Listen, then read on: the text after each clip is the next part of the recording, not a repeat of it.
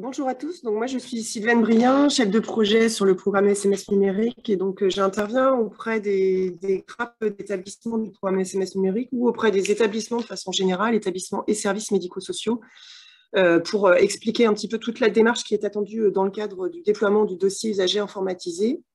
Et je fais appel à mes collègues que vous verrez tout à l'heure pour tout ce qui est déploiement des référentiels et services socles qu'on va vous présenter ce matin. Donc, l'idée, c'est de vous présenter dans un premier temps qu'est-ce qu'on entend derrière la notion de dossier usager informatisé interopérable. Donc, on va partir déjà du socle de base qui est un dossier usager informatisé. Et puis, on va voir comment, en introduisant les référentiels et les services socles, on va permettre à cet outil d'échanger avec les partenaires extérieurs. Ce qui nous amènera à parler également des moyens d'authentification qui sont utilisés pour pouvoir utiliser ces services numériques en santé pour faciliter le partage et l'échange d'informations sécurisées. Et on verra également comment les professionnels sont identifiés au travers du répertoire partagé des professionnels de santé, le RPPS+, comment en fait toute la procédure qui doit être suivie pour pouvoir être référencée et ensuite pouvoir utiliser ces moyens d'authentification. Alors, qu'est-ce qu'on entend par un dossier usager interopérable? On va déjà partir de qu'est-ce qu'il y a derrière la notion de dossier usager informatisé.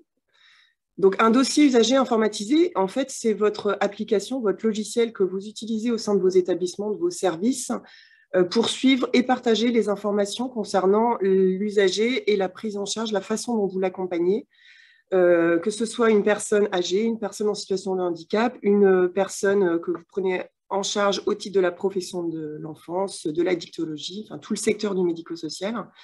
Et c'est ce qui va permettre de nourrir et d'alimenter ce qu'on appelle le projet personnalisé de la personne, de favoriser tout le partage d'informations qui permettent de fluidifier son parcours et ainsi d'éviter les ruptures en cas de changement d'établissement ou de service au niveau des acteurs qui prennent en charge la personne ou quand il y a une interaction entre les acteurs qui interviennent auprès de la personne en cas d'hospitalisation.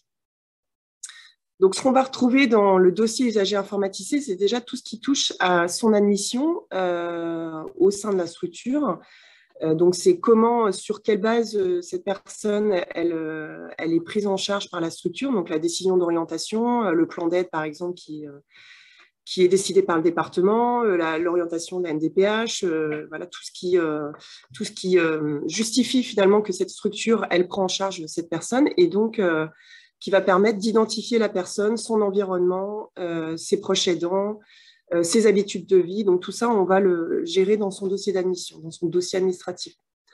Ensuite, on va avoir toutes les fonctionnalités qui vont permettre d'évaluer d'évaluer les besoins de la personne et comment on va le prendre en charge, comment on va mettre en place tout ce qui va permettre de répondre à un besoin d'accompagnement.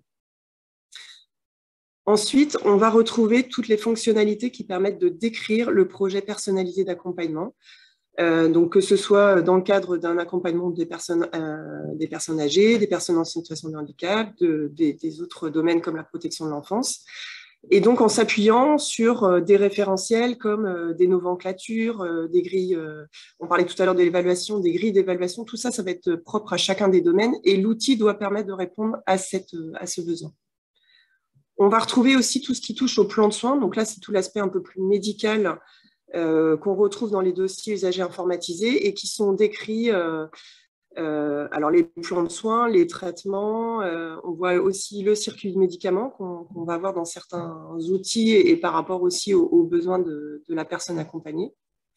Et enfin, tout ce qui touche à la coordination, que ce soit en interne ou en externe, avec des acteurs du champ sanitaire comme les acteurs du champ médico-social. Ensuite, c'est Loïc, merci. Dans le dossier usager informatisé, on va retrouver, donc on vient de voir qu'on va renseigner un certain nombre d'informations, de données qui concernent l'usager et on va avoir des fonctionnalités qui vont permettre aussi de favoriser l'échange avec les professionnels au sein de la structure et avec l'usager et son entourage. Donc, on va retrouver tout ce qui touche à la gestion des transmissions, c'est comment on échange les informations au sein de la structure entre professionnels qui interviennent dans la prise en charge de l'usager. On va avoir aussi tout ce qui permet de centraliser l'agenda de l'usager, que ce soit ses rendez-vous médicaux, paramédicaux, les interventions, ses activités. Donc, c'est là aussi on va pouvoir suivre toute présence et absence aux activités de l'usager. Puis, dans certains cas, mais c'est ce qui est aussi demandé dans le cadre du programme, c'est que le dossier usager informatisé permette une ouverture des données au travers d'un portail usager qui va ouvrir finalement les informations et le partage avec l'usager, avec sa famille, avec ses aidants, et donc d'alimenter, de consulter par son agenda, d'enrichir le via la mise à disposition de documents qui sont partagés, ou mettre à jour des informations ou éventuellement aussi proposées par la structure. Et enfin, le dossier va aussi être de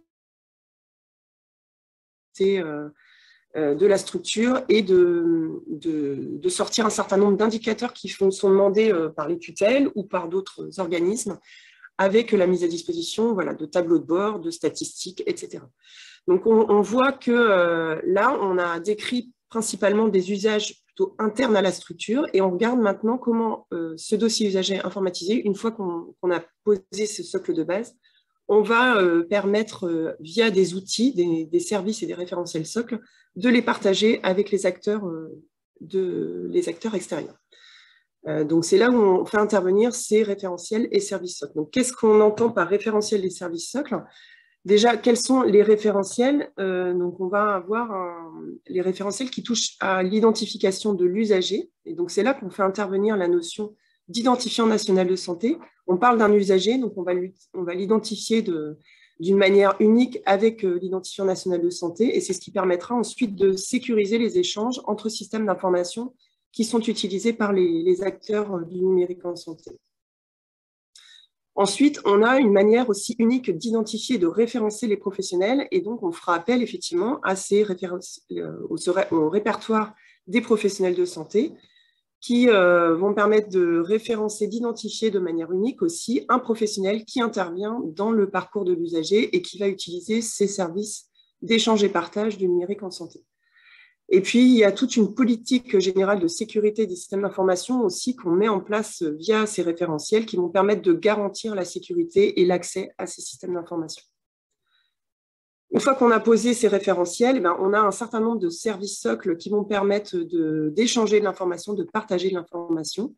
Et ces services socles, on va vous les présenter. Donc, il s'agit de la messagerie sécurisée de santé, du dossier médical partagé qui est maintenant intégré dans Mon Espace Santé, dont vous avez sûrement entendu parler, donc qui est mis à disposition. Enfin voilà, Mon Espace Santé, c'est un espace qui est mis à disposition de chaque citoyen pour pouvoir centraliser toutes les données de santé le concernant.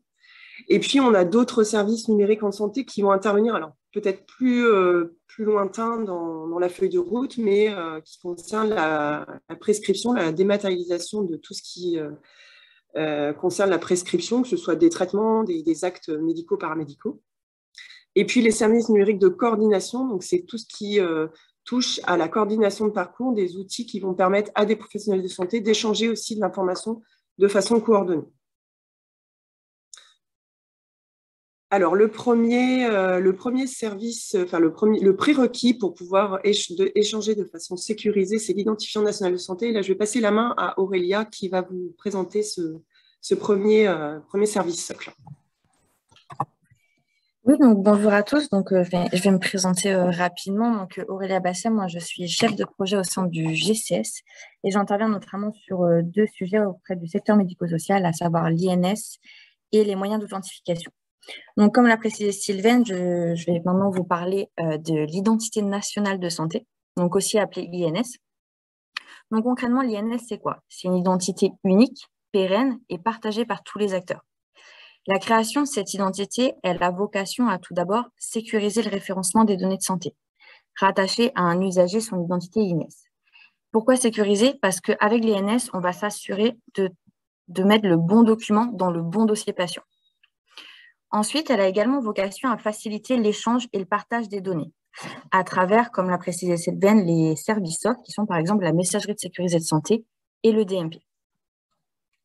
Donc l'INS, comme l'a précisé Sylvaine, c'est le premier référentiel que vous allez devoir mettre en place au sein de vos établissements. Et du coup, la solution DUI au niveau de l'INS, ça doit permettre de gérer les informations constitutives de l'INS, notamment le matricule et les traits d'identité, de vérifier cette identité auprès du téléservice INSI et de la stocker pour pouvoir la diffuser lors des échanges avec les autres acteurs, notamment par messagerie ou DMP. Donc, ce petit schéma, je vais vous expliquer un petit peu concrètement comment va arriver l'utilisation de l'INS. Donc là, on est dans la situation actuelle, c'est-à-dire avant le déploiement de l'INS. Donc, comme vous le voyez, pour un usager, on a différentes identités en fonction qu'on est chez un médecin libéral, dans une structure hospitalière ou au sein d'un ESMS. Ces identités elles diffèrent. On peut voir que le nom, notamment le nom, que ce soit le nom de naissance ou le nom d'usage, personne n'utilise le même nom pour cette même patiente et ça peut être dangereux, notamment à cause de la divergence de ces traits d'identité. Et du coup, la divergence de saisie, c'est notamment un risque élevé pour le partage des données. Donc, avec l'INS, le but, ça va être de mettre en place une identité unique et partagée par tous les acteurs. C'est-à-dire que dans le champ libéral, dans le champ médico-social et dans le champ sanitaire, on aura pour un seul usager la même identité. Cette identité, elle est composée de quoi? Elle est composée tout d'abord du matricule INS, qui est principalement le NIR ou le NIA, et de 5 traits d'identité qui sont le nom de naissance, la liste des prénoms de naissance, la date de naissance, le sexe et le code de naissance. Ainsi, tous les acteurs partageront ces mêmes données. Et du coup, les actions à mener dès maintenant. Donc, pour mettre en place l'INS, vous pouvez tout d'abord contacter vos éditeurs, à savoir où il en est au niveau de son référencement Ségur et où en est son logiciel compatible INS. Vous pouvez également vous renseigner sur l'INS, notamment deux principaux documents, le RNIV, donc le référentiel national d'identité-vigilance, qui va lister toutes les exigences qui sont liées à l'identité-vigilance, et le référentiel INS. Vous pouvez d'ores et déjà commencer à sensibiliser vos usagers à l'aide d'affiches et de flyers, communiquer sur l'INS auprès de vos professionnels et identifier les personnes ressources en interne, c'est-à-dire qui va qualifier l'INS et notamment pour repérer également un référent identité-vigilance qui sera nécessaire au sein de vos structures.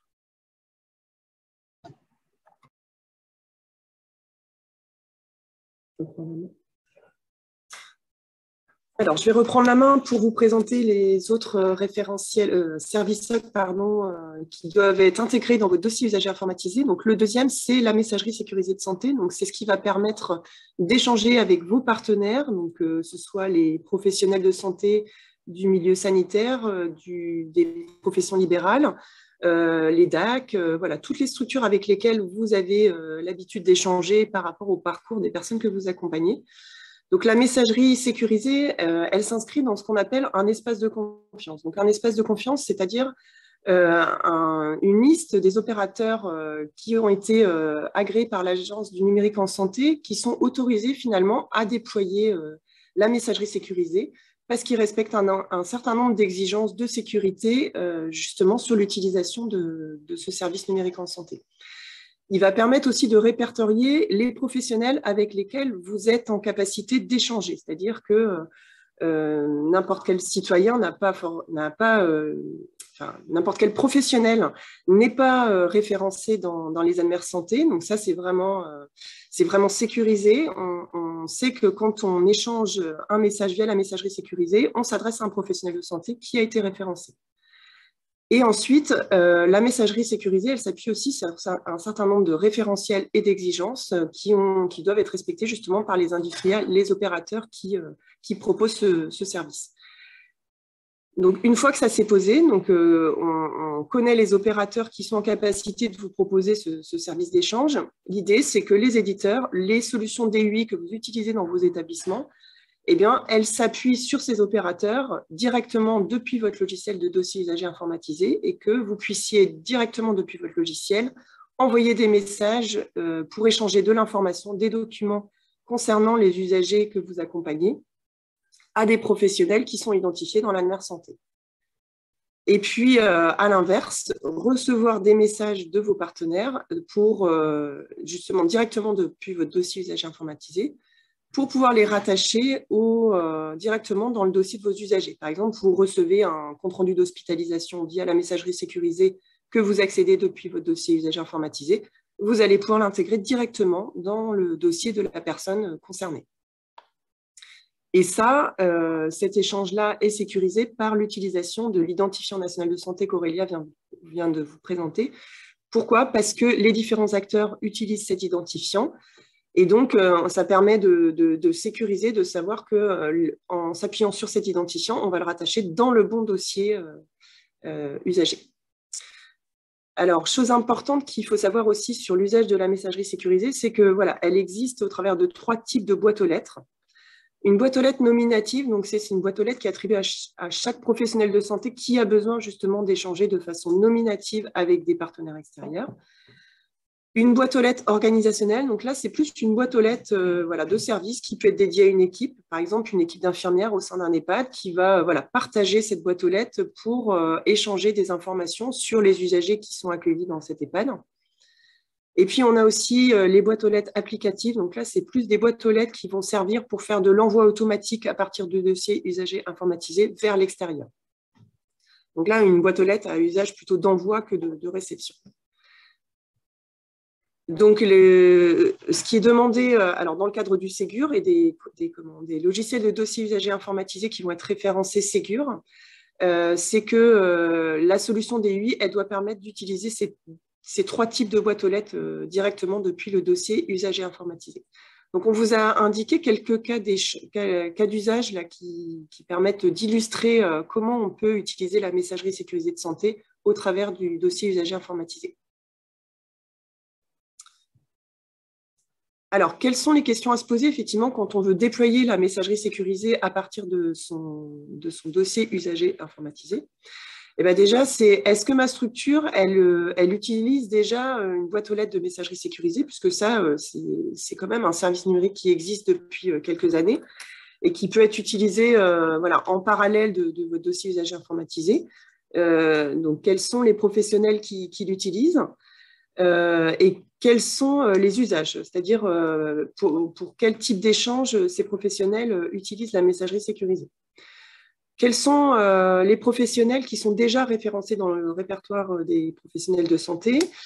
Quels sont ces nouveaux professionnels qui pourront être éligibles au RPPS+. Donc ça, on vous en parlera tout à l'heure. Les nouvelles professions qui vont pouvoir utiliser la messagerie sécurisée via le dossier usager informatisé ou directement depuis une messagerie sécurisée.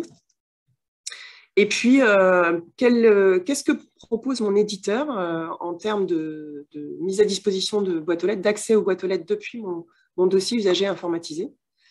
Et qu'est-ce que ma structure a besoin surtout? Est-ce que j'ai besoin d'une boîte aux lettres nominative pour mes professionnels ou est-ce qu'une boîte aux lettres organisationnelle peut suffire par rapport à l'organisation de ma structure? Et puis, ce qu'il faudra voir également, c'est quels sont les moyens d'identification qui sont mis en place pour accéder à la messagerie sécurisée depuis mon dossier usager informatisé. Donc ça peut dépendre aussi de ce que propose l'éditeur. Et puis, quel est l'opérateur de messagerie sécurisée qui est utilisé via mon dossier usager informatisé? Donc ça, c'est un échange qui peut être intéressant d'avoir avec votre éditeur, parce que votre éditeur peut être en capacité de vous proposer un opérateur de messagerie sécurisée. Et puis, on peut aussi avoir des éditeurs qui vont s'interfacer avec les messageries régionales qui sont proposées, comme celle que le GCS propose en Bretagne, et qui peut s'interfacer aussi avec les dossiers usagers informatisés pour peu que l'éditeur soit en capacité de s'interfacer, bien sûr. Et puis, est-ce que l'opérateur, quand c'est l'éditeur qui propose un opérateur de messagerie sécurisée, type Medimail par exemple, est-ce que cet opérateur s'est bien engagé dans une démarche de référencement, donc qui garantit une interopérabilité avec l'ensemble des dossiers usagers informatiques? On va parler maintenant du dossier médical partagé. Donc, le dossier médical partagé, il existe depuis quelques années. Il est intégré maintenant dans mon espace santé.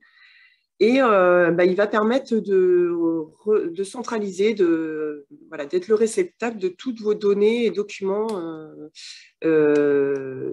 qui regroupent vos données de santé. Donc, quand on parle de données de santé, on est bien sur, pas forcément de la donnée médicale, on est sur tout ce qui touche à la prise en charge d'un usager. Et donc, c'est un champ assez vaste et ça regroupe aussi des données sensibles. Donc, il ne faut pas considérer qu'on va avoir que des données médicales dans le dossier médical partagé. On peut aussi avoir des données, tout ce qui touche à la prise en charge va aussi pouvoir être déversé dans le dossier médical partagé. Et l'idée, c'est que votre dossier usager informatisé puisse alimenter ce dossier médical partagé avec les informations qui sont produites au titre de la prise en charge que vous allez renseigner dans votre dossier médical partagé, dans votre dossier usager informatisé. Pardon. Et donc, depuis votre dossier usager informatisé, vous allez pouvoir, alors en fonction de vos habilitations, puisque ça va dépendre aussi des professionnels qui sont habilités, accéder directement au contenu du dossier médical partagé quand vous êtes habilité, ou alimenter, c'est-à-dire produire de l'information et des documents qui vont être déversés dans le médical partagé. Documents-là, ces informations-là, ils pourront être visibles de l'usager, mais aussi visibles des professionnels qui prennent en charge l'usager en tant que professionnel extérieur à la structure.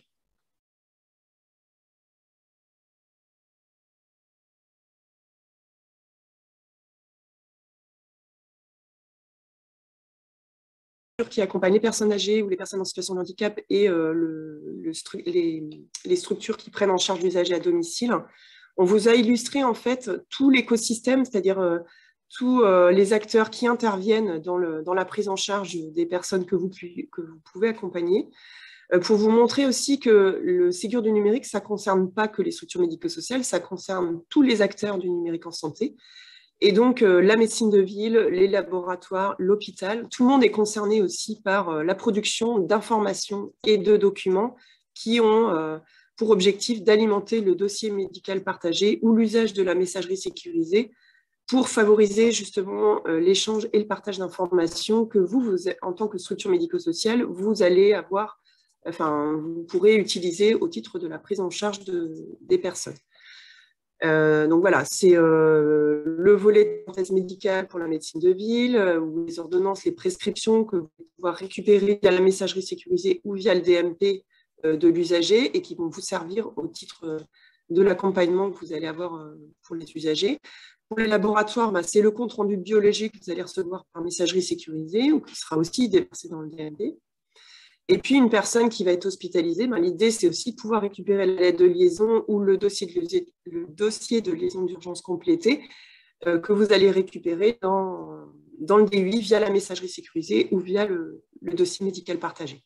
Et puis, en flux sorti, on a un certain nombre de documents qui, en fonction du champ, personnes âgées, personnes en situation de handicap ou domicile, vont vous être proposés dans vos dossiers usagers informatisés. Donc ça, c'est aussi ce qui est attendu de la part des éditeurs dans le cadre du référencement Ségur. Voilà, les documents, donc tu peux passer, Loïc, pour voir sur les différents champs, les différents documents qui sont attendus en flux sortant du dossier usager informatisé pour pouvoir justement favoriser la prise en charge pour les acteurs que sont la médecine de ville, d'autres structures médico-sociales, l'hôpital, et puis ceux qui sont amenés à prendre en charge la personne. Par exemple, il peut être aussi un acteur qui va être amené à consulter et à recevoir ces documents via la messagerie sécurisée ou via le dossier médical partagé.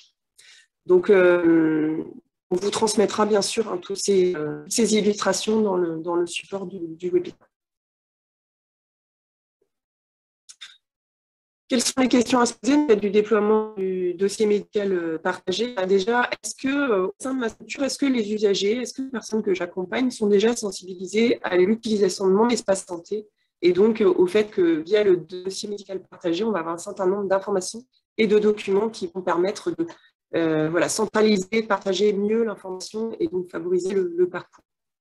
On peut aussi vous aider à favoriser la communication au travers de flyers, d'affiches qui vont permettre de mieux communiquer, sensibiliser vos usagers aux nouveaux outils. Est-ce que les professionnels de ma structure, voilà, comment ils vont s'approprier aussi l'usage du dossier médical partagé, soit pour le consulter, soit pour l'alimenter? Donc, s'ils ont besoin de consulter, est-ce qu'ils sont dotés d'un numéro RPPS qui va garantir le bon accès façon sécurisée par l'identification des professionnels pour accéder. Est-ce que la solution DUI, elle est compatible justement avec le connecteur V2? Donc, le connecteur V2, c'est un connecteur DMP qui utilise l'INS qualifié, donc l'identifiant national de santé dont on a parlé.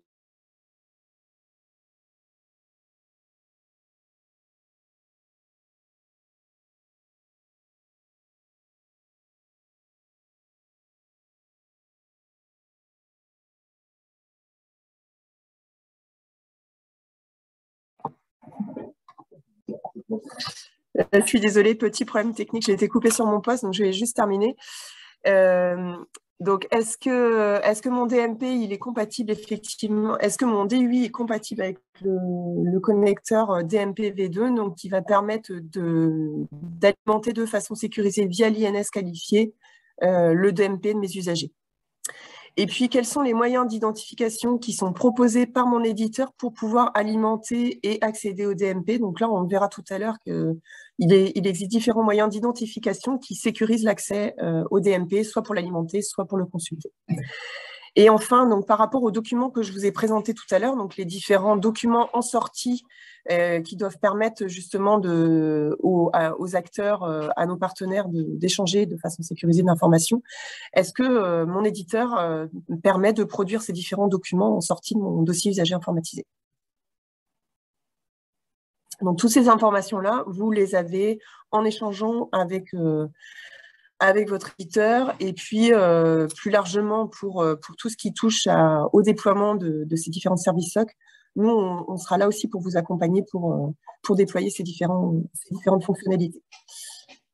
On va passer à la session de questions-réponses, si vous le souhaitez. Je vais vous reconnecter.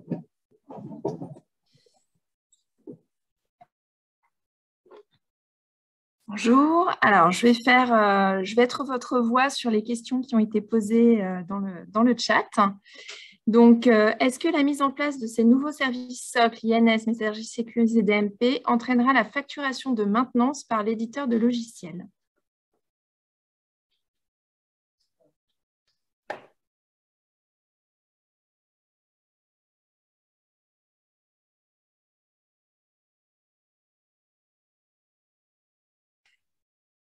Excusez-moi. Donc, c'est vrai, dans ce webinaire, on parle plutôt de questions opérationnelles sur voilà, comment on déploie et on met en place les services SOC. On n'a pas parlé de la partie financement, donc, qui est intéressante quand même à connaître. Donc, ces services SOC, ces référentiels SOC, ils sont intégrés par vos éditeurs dans les solutions de dossiers usagers informatisés. Et surtout, parce que c'est le cas des éditeurs qui ont fait le choix de se faire référencer auprès de l'Agence du numérique en santé. Et donc, à partir du moment où votre dossier usager informatisé il est référencé, donc il est compatible Ségur, vous pouvez prétendre à un financement qu'on appelle système, le SONS, système ouvert non sélectif, qui permet en fait aux éditeurs de déployer une solution Ségur compatible dans les établissements en se faisant financer directement par l'État. Et donc, ces nouveaux référentiels SAV qui sont déployés dans vos outils sont pris en charge financièrement par l'État. Donc, normalement, vous n'avez pas à payer une maintenance supplémentaire dans la mesure où, via le programme SONS et avec votre éditeur, vous avez déployé cette version Ségur dans votre établissement. Je ne sais pas si ça répond à la question.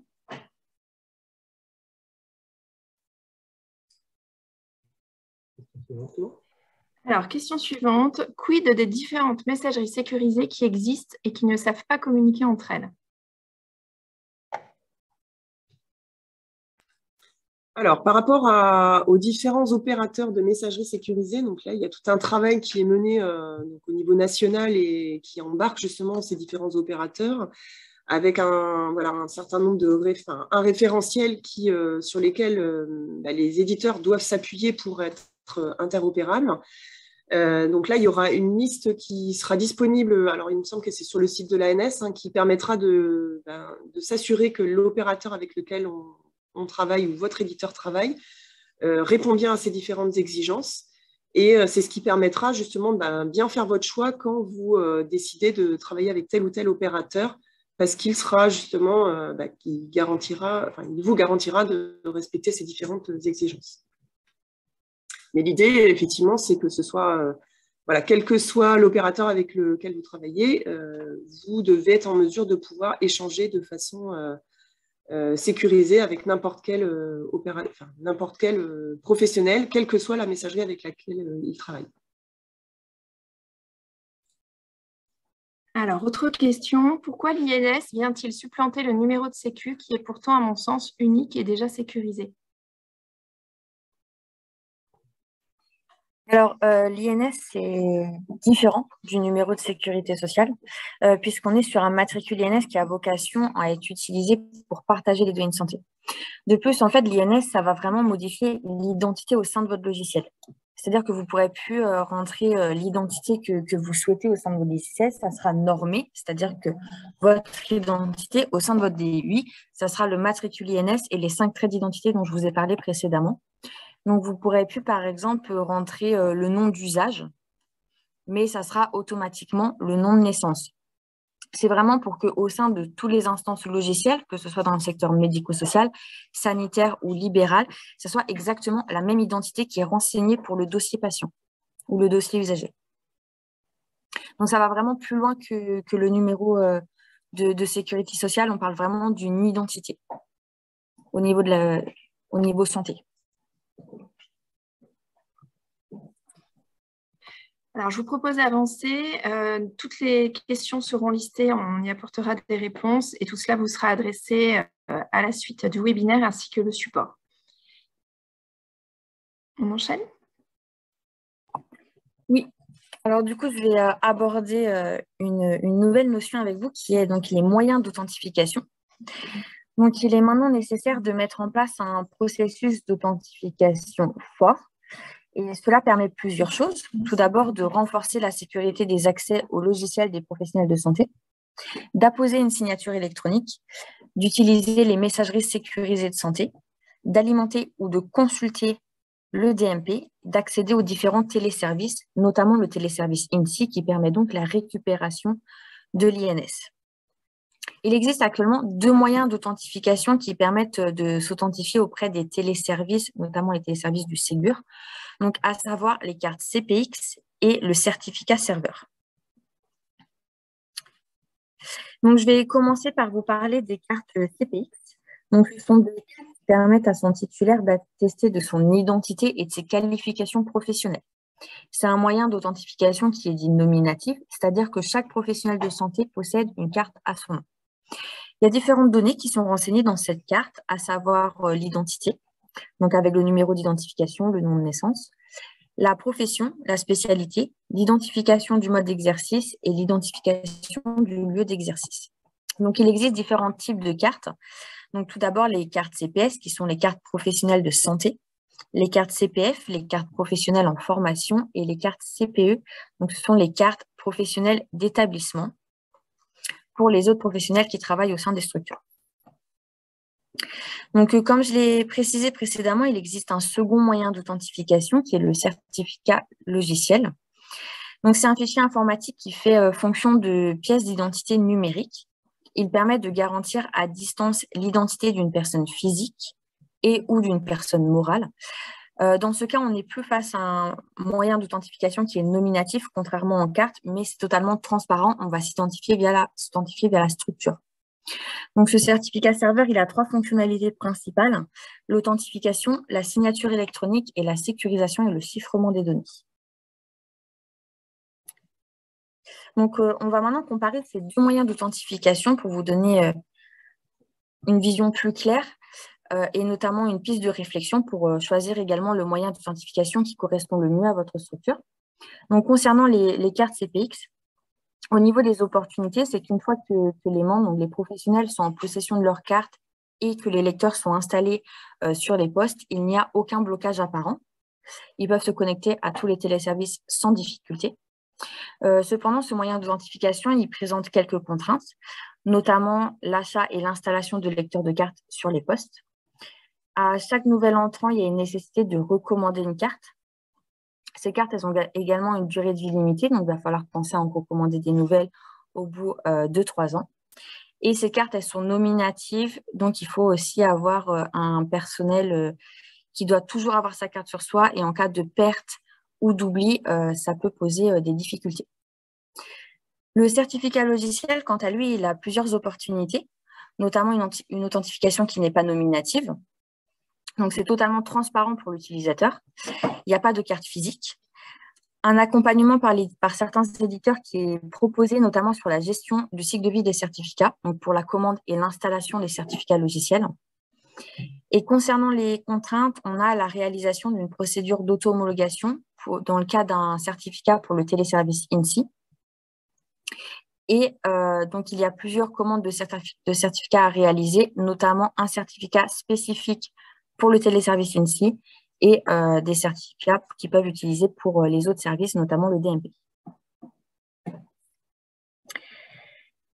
Donc, on va essayer de répondre à la question quels moyens d'authentification choisir pour quel cas d'usage. Donc, ces moyens d'authentification, ils sont différents et dans certains cas, ils ne répondent pas au même cas d'usage. Donc, pour l'appel au téléservice INSI et pour alimenter le DMP, les deux moyens d'authentification peuvent être utilisés, donc à savoir soit le certificat serveur ou les cartes CPX. Cependant, dans certains cas, notamment le cas de la consultation du DMP ou le fait de bénéficier d'une messagerie sécurisée nominative, seules les cartes CPX permettent de répondre à ces cas d'usage. Ce qui peut être possible, c'est de mixer ces deux moyens d'authentification, à savoir bénéficier de certificats pour l'appel au téléservice INSI et pour alimenter le DMP, et prendre des cartes uniquement pour les professionnels qui ont un réel intérêt à aller consulter le DMP ou avoir une messagerie sécurisée nominative. Donc, avant de commander les moyens d'authentification, il y a un prérequis, à savoir la contractualisation avec l'ANS. Donc, il s'agit de passer un contrat entre la structure et l'ANS. Donc, pour cela, il y a deux règles qui diffèrent en fonction de votre structure. Soit vous êtes un établissement multisite, donc un OG, et vous pouvez souscrire via un contrat finesse juridique. Donc, ce contrat finesse juridique qui permet d'enregistrer les professionnels à rôle de l'ensemble des sites sous l'autorité de cette même entité juridique et de commander des certificats logiciels pour l'ensemble des établissements, dans l'hypothèse où les établissements géographiques utilisent le même système d'information. Pour les établissements monosites, on se trouve sur un contrat finesse géographique et du coup, ce contrat il permet d'enregistrer uniquement les professionnels de l'établissement géographique concernés par la contractualisation et la commande des certificats logiciels pour l'établissement concerné également. Donc, il y a de nouvelles règles de commande pour les certificats qui ont été énoncées il y a quelques semaines. Donc, le certificat logiciel d'une structure, il peut être utilisé pour plusieurs services. Typiquement, l'alimentation du DMP, l'échange entre le logiciel métier et l'opérateur de messagerie sécurisée, par exemple. À l'exception, donc comme je le précisais tout à l'heure, du téléservice INSI qui a besoin de son propre certificat. Le certificat logiciel les certificats peuvent être commandés au niveau de la structure juridique pour l'ensemble des établissements géographiques de la structure juridique, dans l'hypothèse où ils ont un système d'information commun. Dans le cas où les établissements géographiques qui n'utilisent pas le même système d'information, il va falloir disposer de certificats distincts pour chaque instance logicielle. Mais ces certificats peuvent être tout de même commandés sous le même chapeau, donc sous le même finesse juridique. Donc, pour vous simplifier un petit peu toutes ces règles et ces procédures, pour acquérir ces moyens d'identification, on a mis en place un kit. Ce kit, il vous permettre de présenter donc, les deux moyens d'authentification, les démarches à réaliser pour contractualiser avec l'ANS et commander les cartes CPX ou les certificats logiciels, et également des informations utiles pour vous aider dans ces étapes. Le but de ce kit, c'est de permettre aux établissements de regrouper toutes les procédures au même endroit et de les détailler de manière simple et concise. Et ce kit, il vous sera transmis dans les prochains jours par mail.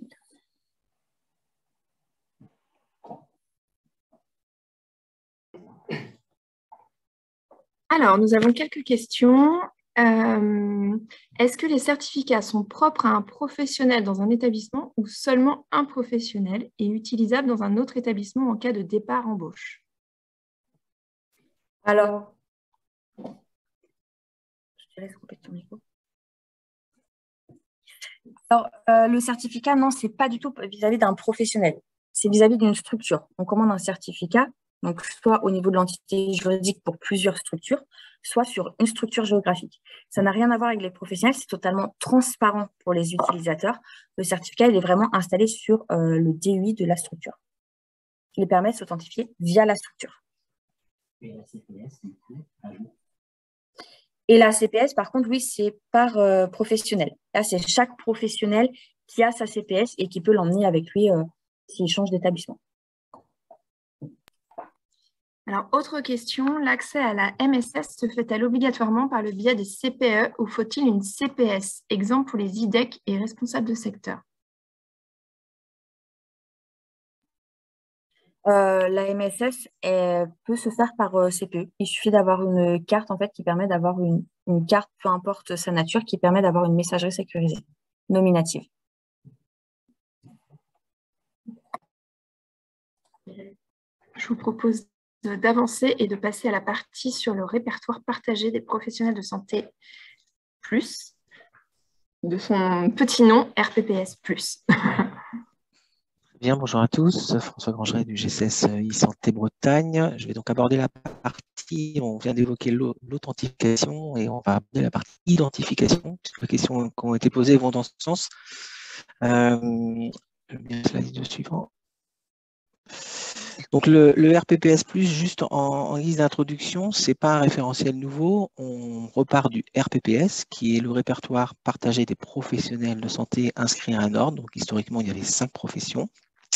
Donc, dans ce référentiel-là est inscrit l'identification du professionnel en tant que tel, ses diplômes, son activité, son rattachement à sa structure d'exercice. Lorsqu'il est inscrit, et même de manière historique dans le RPPS, il était doté à l'issue de son enregistrement d'un numéro de 11 chiffres qui caractérise donc le professionnel. C'est un numéro à vie qui sera affecté au professionnel, quelles que soient ses mouvances au cours de sa carrière. Donc ce référentiel, il est construit par les ordres, historiquement, par l'assurance maladie et porté par l'État.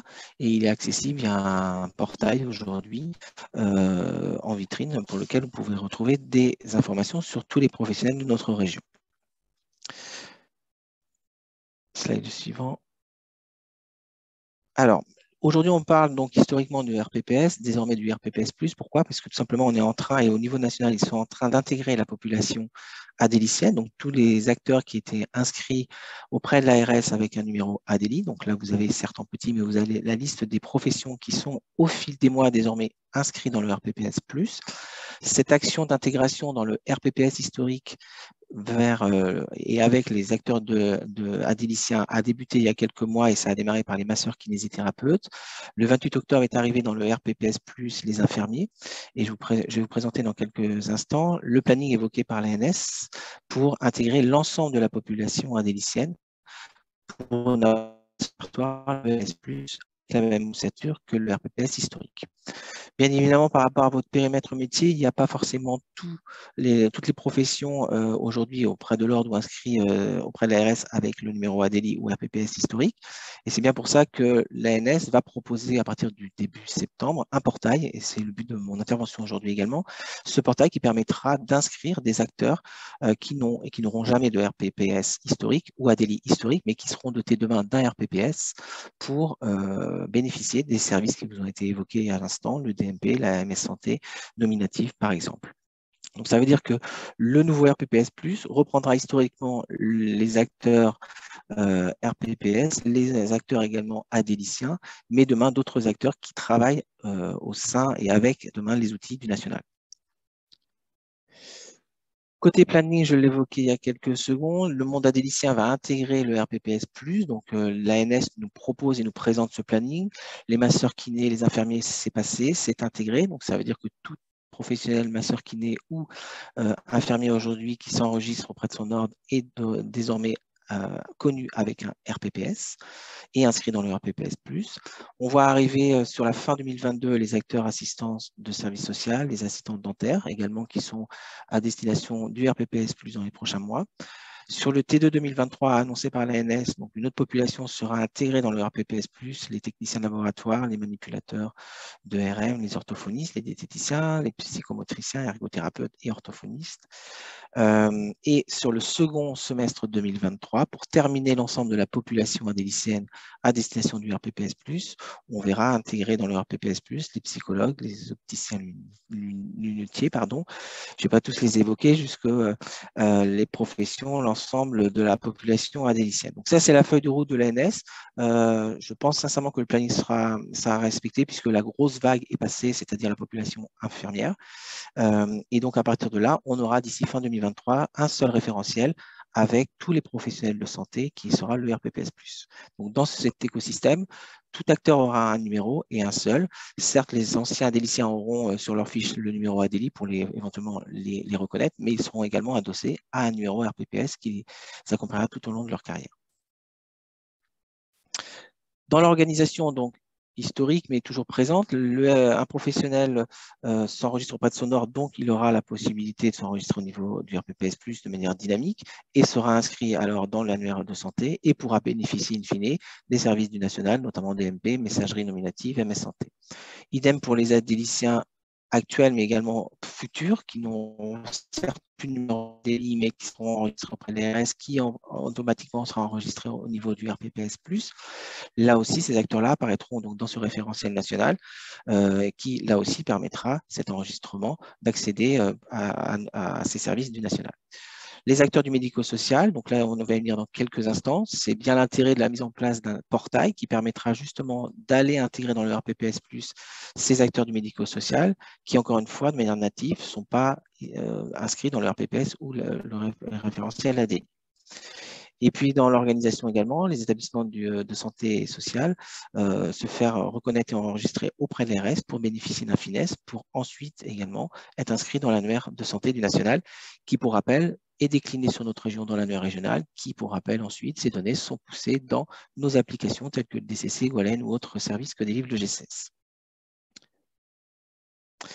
Donc, les bienfaits, entre guillemets, du RPPS+, et la cible, pourquoi tout le monde dans ce référentiel, on l'a évoqué il y a quelques minutes, c'est bénéficier de ces services du national, l'AMS Santé notamment aujourd'hui, le DMP également, avoir un numéro unique tout au long de sa carrière qui sera le RPPS+, sur 11 chiffres, et puis être inscrit dans le référentiel national pour ensuite, dans chaque région, et moins pour les régions qui récupèrent cet annuaire national, l'intégrer dans les environnements des grades, et ensuite le décliner dans les applicatifs, et puis permettre également l'activation de la ICPS. Ça a été abordé en question, du moins sur la CPS, mais ça permettra aussi l'enregistrement côté RPPS+, d'activer la ICPS pour vos professionnels de santé. Alors, côté enregistrement sur le portail, donc aujourd'hui, pour déclarer demain vos futurs professionnels de santé qui ne sont pas encore une fois inscrits dans le RPPS historique et l'ADELI, il faudra dans un premier temps que votre organisation et structure soit une entité d'enregistrement agréé, on va dire, par l'ANS pour pouvoir bénéficier d'un accès au portail et enregistrer vos professionnels de santé. Donc, il y a une première étape, c'est ce qui est inscrit dans ce petit graphe, c'est la contractualisation auprès de l'ANS qui permet d'enregistrer votre structure, qui permet de dire au sein de votre structure qui portera la notion de GAE, gestionnaire d'autorité d'enregistrement. Et après, une fois que votre structure est habilitée, vous aurez accès à ce portail national qui permettra 3 fonctions: enregistrer un nouveau professionnel de santé, faire une validation de l'enregistrement qui peut être portée également par le professionnel de santé lui-même, lorsqu'il peut accéder via France Connect à ce portail. Et puis également, ce GAE, gestionnaire d'autorité d'enregistrement, pourra faire vivre la qualité de la donnée au nom de votre établissement de professionnels de santé inscrits dans le RPPS. C'est-à-dire qu'il pourra à tout moment, ce GAE, décider de changer la donnée, changer la fonction, changer l'activité pour avoir un répertoire national à jour tant que possible. Côté process structure, donc je l'évoquais à l'instant, il y a un formulaire à remplir en amont. C'est bien une des premières actions si demain vous souhaitez enregistrer vos professionnels dans le RPPS+. Donc il y a un formulaire à remplir qui est mis en ligne ici, qui pourra vous être poussé. À l'issue de cet enregistrement, il y a évidemment un travail de reconnaissance des professionnels qui demain, au nom de vos structures, devront accéder à des outils du national. Donc là, il y a un petit travail, un petit exercice d'identification des acteurs. Et une fois que c'est enregistré, vos professionnels de santé, de manière dynamique, recevront par mail leur numéro RPPS et ils pourront potentiellement, 48 heures après, activer leur ICPS. Slide suivant. Alors, juste pour information, mais j'ai souhaité faire apparaître dans ce slide les éléments qui vont vous permettre d'enregistrer les professionnels au sein de ce portail, puisque ce n'est pas anodin. Il y a un certain nombre de données qui sont représentées ici en gras, qui seront obligatoires dans le portail lorsque vous y aurez accès. J'ai volontairement indiqué ces données puisque pour certains établissements, ce n'est pas forcément des données qui sont dès à présent connues dans les services RH, ou du moins qui n'ont pas été collectées. Donc, c'est important que rapidement vous preniez connaissance de ces éléments.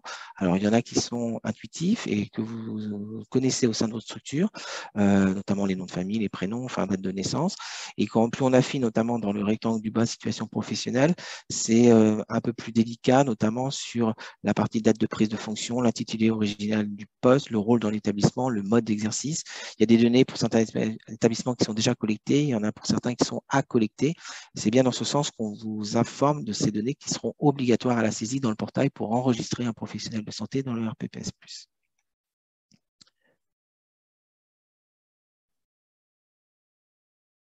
Slide suivant. Alors, le portail demain, je le disais dans mes propos en introduction, il sera mis à disposition du grand public sur la date de septembre, ce qui est annoncé aujourd'hui par l'ANS.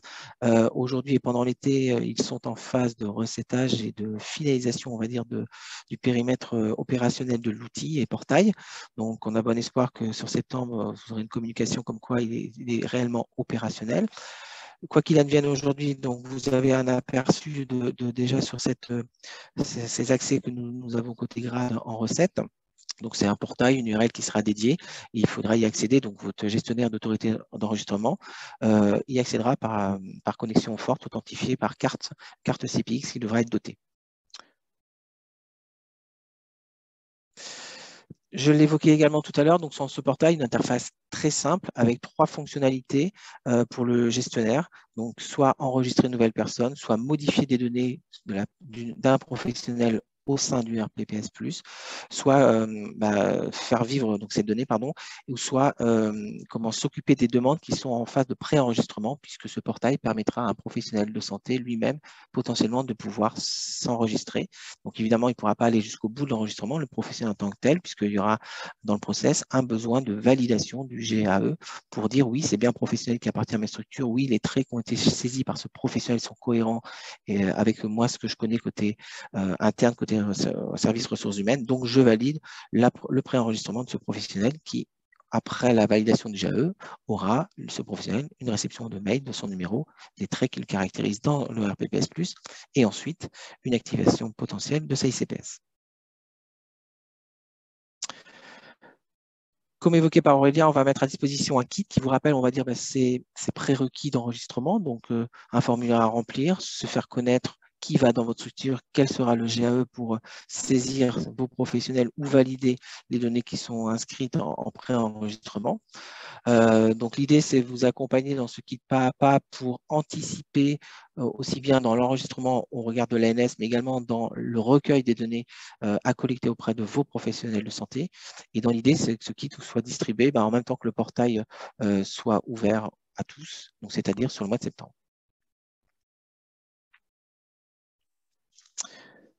Les actions à mener dès à présent, je dirais que c'est ce que je viens de dire pour anticiper cette phase, puisque vous l'aurez compris, il va falloir vous, au sein de vos structures, déjà vous poser la question, mais ça a été dit par mes collègues, quels sont vos professionnels demain qui devront accéder aux services nationaux, DMP, ou qui désirent une messagerie sécurisée nominative. Donc déjà, il y a un petit écueil à construire en interne chez vous pour savoir et checker les professionnels qui seront dans ce périmètre-là. En parallèle, l'action numéro 2, c'est de se dire, bah oui, demain, ces professionnels n'auront jamais de manière native un RPPS ou un ADOLI historique. Donc, quelque part, il va falloir que moi, en tant que responsable de structure, je me fasse connaître auprès de l'ANS pour avoir accès au portail, pour pouvoir déclarer ces professionnels que je viens d'identifier ayant pour cible des services nationaux. Et donc, l'étape d'après, c'est bien de checker par rapport à ce que je viens d'évoquer, l'ensemble des éléments qui sont à collecter auprès des professionnels, savoir si oui ou non dès à présent, vous les avez en interne dans votre structure pour pouvoir inscrire ces traits demain dans le portail qui vous sera ouvert, je le répète, à partir du mois de septembre.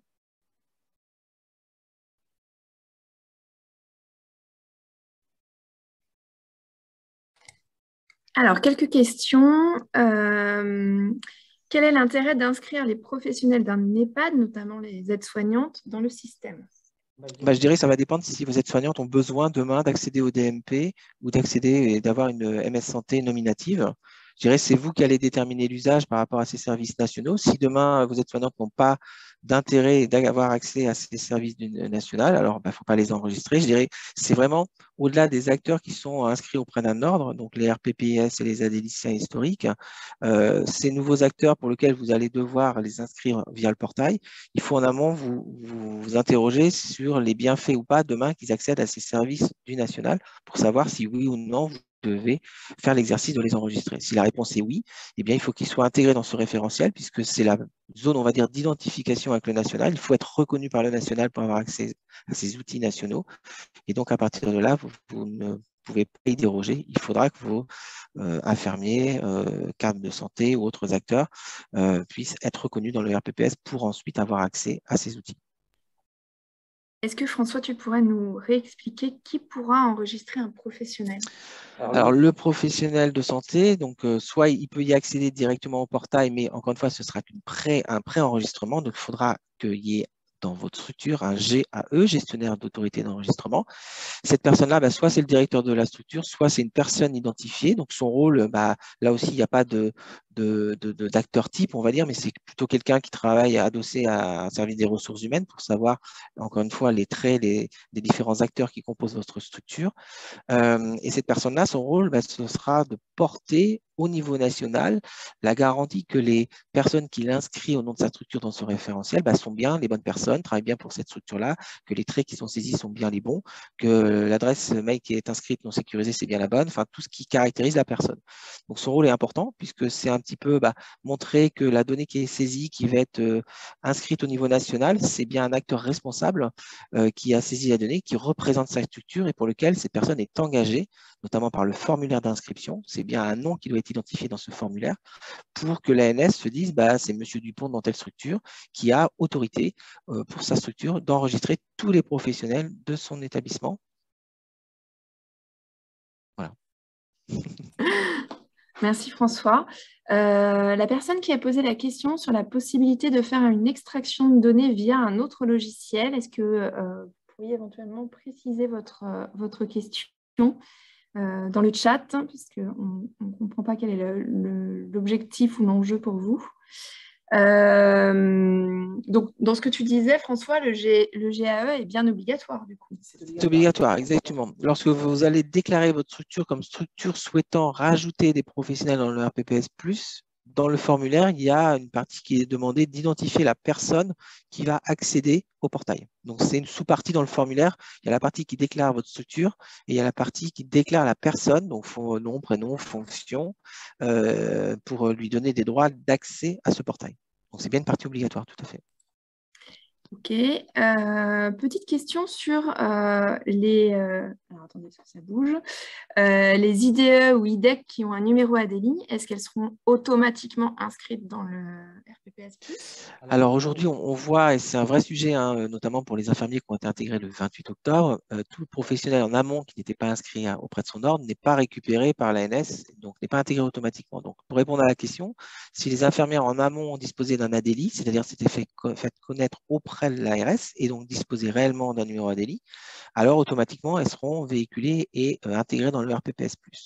Aujourd'hui, depuis l'intégration du 28 octobre des infirmiers, notamment, on se rend compte que dans certaines structures, les infirmières n'étaient pas dotées d'un numéro ADELI et pourtant elles ont un titre d'infirmière, elles exercent. C'est bien, il y a un petit exercice de fond là par rapport à ça. C'est encore une fois important de checker qui demain ira sur les outils du national, puisque vérifier ces professionnels de santé, notamment les infirmières, si elles étaient bien inscrites auprès de leur ordre, pour savoir si elles étaient bien dotées d'un ADELI. Si la réponse est oui, alors automatiquement, elles sont déjà présentes dans le RPPS+. Si la réponse est non, donc il faut qu'elles s'enregistrent auprès de leur ordre, qui ensuite, leur ordre communiquera l'information au national pour ensuite leur faire intégrer le RPPS+. Donc la question est pertinente puisqu'on a ce cas de figure sur le terrain. Et dernière question, qui va peut-être résumer également, la déclaration des professionnels est-elle obligatoire? Elle est obligatoire, tout à fait. Les services nationaux ne seront pas délivrés si le professionnel n'est pas inscrit dans le RPPS+. On enchaîne sur la partie suivante.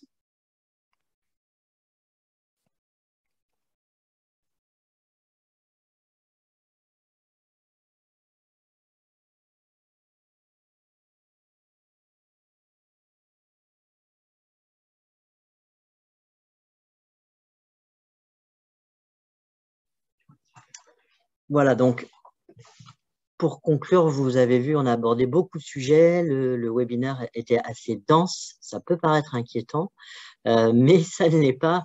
Vraiment, cette année est une année charnière, un petit peu d'accélération du numérique en santé. Le sanitaire, vraiment, a passé la vitesse supérieure. Et puis, avec l'arrivée de Mon Espace Santé, on a vraiment une centralisation, voilà, de tous ces efforts qui est faite. Il faut vraiment prendre le train en marche, puisqu'on a actuellement des financements qui sont quand même historiques, avec 2 milliards d'euros sur le Ségur de la santé, dont 600 millions uniquement pour le secteur médico-social. Donc, c'est des financements vraiment majeurs dont on peut bénéficier aujourd'hui pour mettre à jour son logiciel avec la couche interopérable Ségur qui permettra d'accéder, voilà, à tous ces services qu'on vient de vous présenter, à condition bien sûr d'être authentifié et que l'identité des patients, des usagers soit garantie avec l'INS. Donc on est vraiment sur une montée en puissance, voilà, simultanée de tous ces projets numériques qui vont vraiment changer effectivement le quotidien de la pratique professionnelle dans le quotidien, y compris sur le secteur médico-social. Donc, il faut vraiment prendre le train en marche et puis surtout, voilà, se rassurer parce qu'on a, on a un accompagnement de proximité qui est proposé par le GCS, qui maîtrise totalement tous ces points techniques, toutes ces questions terrain qui seront les vôtres.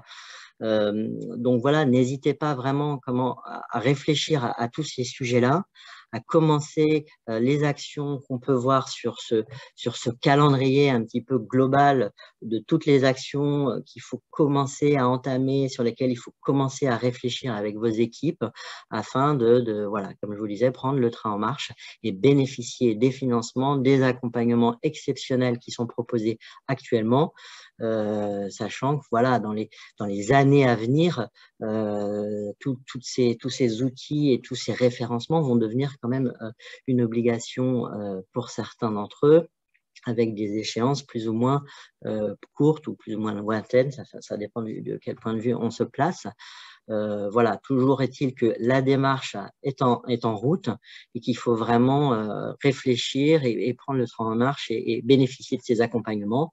Donc, dès à présent, vous l'avez compris avec la belle intervention de François, il faut réfléchir au sein de vos établissements, dans la pratique, aux professionnels qui vont avoir besoin d'accéder à ces services socles dans le logiciel métier et puis voilà, pour se préparer à les enregistrer dans le RPPS+, sur la deuxième moitié de cette année 2022 dans le RPPS+, et puis permettre ainsi le déploiement et les usages de ces services numériques qui vont vraiment intégrer vos logiciels. En parallèle, il y a un vrai travail qui est fait avec les éditeurs pour que les logiciels montent en version, pour qu'ils vous permettent de mettre à jour vos logiciels métiers, pour que tous vos logiciels métiers communiquent entre eux et communiquent avec Mon Espace Santé. Alors, que ce soit sur les sujets authentification RPPS ou DUI, INS, DMP, MSS, je vous l'ai dit, voilà, il y a un accompagnement vraiment très fort qui est proposé par le GCS e-santé, par les acteurs sur le territoire. Donc, n'hésitez pas à nous solliciter, à les solliciter. On va derrière vous présenter un petit peu juste les contacts, les points de contact en région. Pour la partie Mon Espace Santé, je glisse voilà, une petite information. Mon Espace Santé aussi va monter en puissance au cours de l'été, puisque l'ensemble des espaces santé des citoyens bretons qui ne se sont pas opposés a été créé et que donc l'alimentation va pouvoir être effective à partir d'aujourd'hui, à partir de maintenant. Et comme vous le savez, les établissements sanitaires sont très engagés dans l'alimentation en masse de ces dossiers médicaux. On a aujourd'hui plus 60% des hospitalisations qui génèrent une alimentation dans les DMP. Donc, tout cela va vous permettre finalement d'avoir aussi accès à des documents qui vont être utiles dans votre pratique professionnelle quotidienne. Donc, Mon Espace Santé vraiment est là.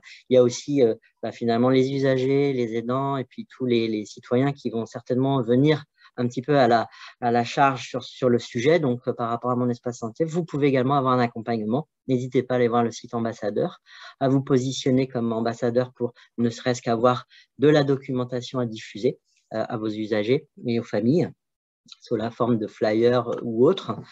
Et puis, on peut aussi mener des sensibilisations avec vous concrètement vers vos professionnels et vers vos usagers.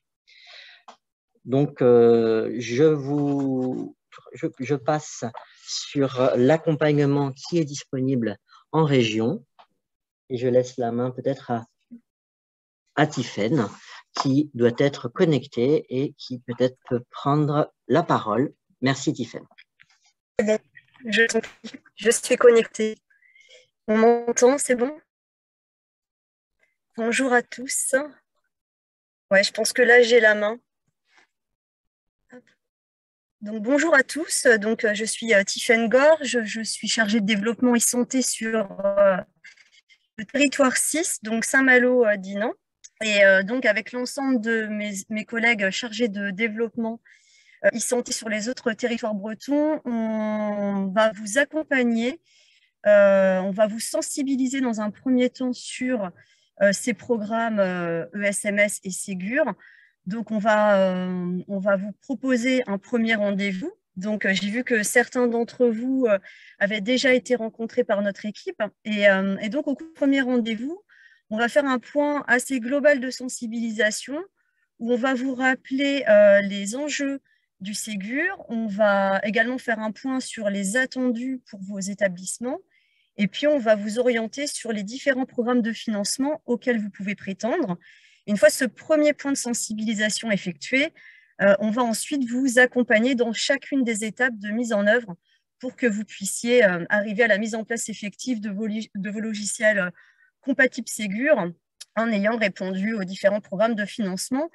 Donc, dans les premières étapes qui ont été évoquées, il y a tout d'abord la mise en place de l'authentification forte, et donc qui passe notamment par des authentifications, des commandes de certificats auprès de l'ANS. Et donc là, on vous propose d'être contacté par Élodie Romer, qui est l'une des chargées de déploiement Ségur.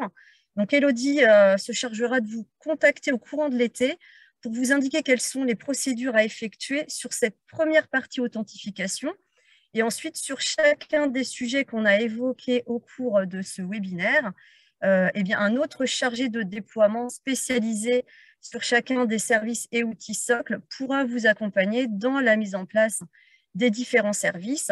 Et nous, en tant que chargé de déploiement, on se chargera de faire le relais également entre vous et nos collègues plus spécialistes.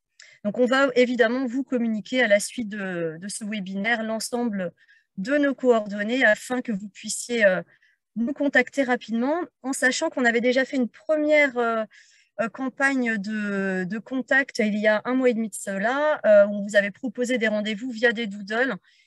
Donc, je pense, après en avoir discuté avec mes collègues, ce serait pertinent de vous relancer un doodle pour que vous puissiez vous vous inscrire sur des créneaux de rendez-vous de sensibilisation dans un premier temps. Donc voilà, je ne sais pas si vous avez des questions par rapport à cet accompagnement.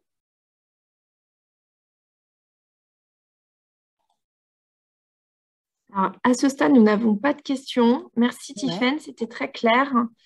Surtout, n'hésitez pas à prendre contact avec les différents référents de vos territoires. Ou alors, si vous ne savez pas vers qui vous orienter, vous avez l'adresse mail générique et nous, on réorientera vers la bonne personne. Donc, contact.ségur@isanté-bretagne.fr. Merci encore pour votre participation. Nous étions plus de 80 personnes participantes à ce webinaire qui est enregistré, qui sera disponible en replay sur la chaîne YouTube de l'ARS. Également à noter dans vos agendas un webinaire Mon Espace Santé à destination du grand public jeudi prochain 30 juin à 19 h. Donc sur inscription, vous avez une page sur l'ARS, sur le site de l'ARS qui vous permet de vous inscrire pour avoir toutes les données et pour vous inscrire à ce webinaire. Merci encore pour votre mobilisation très forte qui témoigne voilà, de l'intérêt que tout le secteur médico-social porte aux enjeux du Ségur. Rendez-vous pour la suite avec le GCS e-Santé Bretagne à partir de maintenant. Merci. Au revoir.